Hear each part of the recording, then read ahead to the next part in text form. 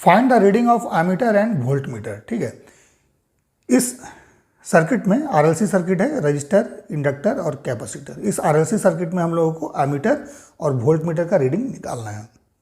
ठीक है, supply voltage is 220 volt. ये 220 क्या है? आरएमएस वैल्यू, याद रखिएगा हमेशा, अल्टरनेटिंग करंट है। सो दिस इस तरह से अगर गिवन है, वोल्टेज यहाँ लिखा होगा, so this is RMS value. ठीक है, आरएमएस वैल्यू है किसका? वोल्टेज का, सप्लाई वोल्टेज का। ठीक है, रेजिस्टेंस का वैल्यू 55 ओम, इंडक्टिव रिएक्टेंस का वैल्यू 4 ओम, कैपेसिटिव रिएक्टेंस का वैल्यू ये भी 4 ओम है, इसको 4 ओम कर लीजिए। कैपेसिटिव रिएक्टेंस का वैल्यू 4 ओम। ठीक है, ये दोनों इक्वल है।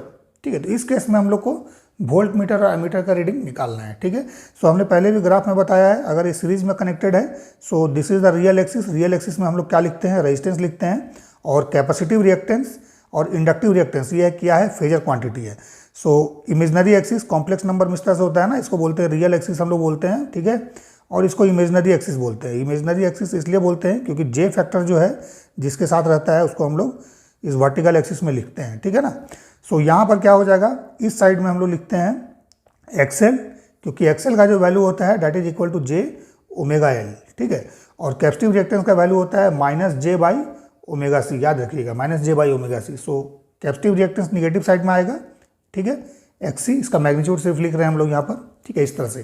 सो देखिए, जो नेट रिएक्टेंस है वो डिसाइड करता है ये वर्टिकल एक्सिस में वैल्यू कितना है। अगर मान लीजिए ये वैल्यू इसके बराबर हो गया, ठीक है, सो जे एक्सएल ऊपर की तरफ और जे एक्सी नीचे की तरफ। ठीक है ना, सो ये क्या होता है? आपस में कैंसिल हो जाएगा। सो यहाँ पर देखिए जो ये वैल्यू है 4 ओम है और ये भी 4 ओम है। डैट मीन्स कि अगर इसको डायग्राम में ड्रॉ कीजिएगा, सो ये वाला वैल्यू आएगा J4। ठीक है, और यहाँ पर आएगा माइनस J4। ठीक है ना, सो दोनों का जब रिजल्टेंट निकालिएगा तो ये J4 और ये माइनस जो J4 दोनों को ऐड कीजिएगा तो क्या होगा? J कॉमन 4 माइनस 4, यही ना होगा, तो 0 हो गया ये। ठीक है, या फिर इसका अगर नेट इम्पीडेंस लिखिएगा, ये R होगा, नेट इम्पीडेंस Z लिखिएगा, सो ये क्या हो जाएगा? R plus J XL minus XC। Here XL and XC are the magnitude of inductive reactance and capacitive reactance. ठीक है, सो ये वैल्यू कितना हो जाएगा? R 55 प्लस J कॉमन ले लिया और XL माइनस XC, तो 4 माइनस 4, ये 0 हो गया ना। ठीक है, सो यहाँ पर Z का वैल्यू जो आएगा that is only R, that is equal to 55 ohm. Clear है, क्योंकि ये दोनों आपस में कैंसिल हो जाएगा। ठीक है, सो R का वैल्यू सिर्फ और सिर्फ 55 ओम, यही जो है इस सर्किट का नेट इम्पीडेंस है। ठीक है, आरएमएस वैल्यू कितना है? इतना है। सो मान लीजिए अगर इस सर्किट में करंट कुछ इस तरह से फ्लो होता है, इस तरह से, इस करंट का वैल्यू अगर I है, ठीक है, करंट का आरएमएस वैल्यू अगर I है, सो V आरएमएस सप्लाई का is equal to I RMS into Z लिखिएगा। ठीक है, सो यहाँ से I आरएमएस का वैल्यू कितना आ जाएगा? That is V RMS supply divide by impedance.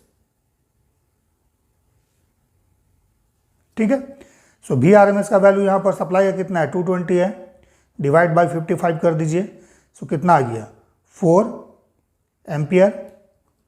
So ammeter कितना रीड करेगा? 4 एम्पियर। एमीटर कितना रीड करेगा यहाँ पर? 4 एम्पियर। ठीक है, एमीटर का रीडिंग हो जाएगा 4 एम्पियर। ठीक है, और वोल्ट मीटर कितना रीड करेगा?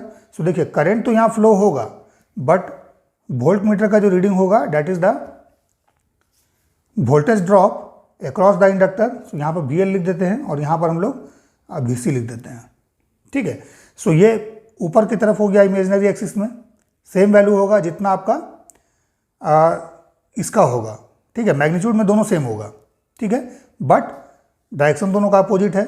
मान लीजिए करंट अगर I है, तो यहाँ VL का वैल्यू कितना हो जाएगा? अगर इसको मैग्नीट्यूड के टर्म में लिखेंगे VL का value, so it is I XL, और ये वैल्यू कितना हो जाएगा? I XC।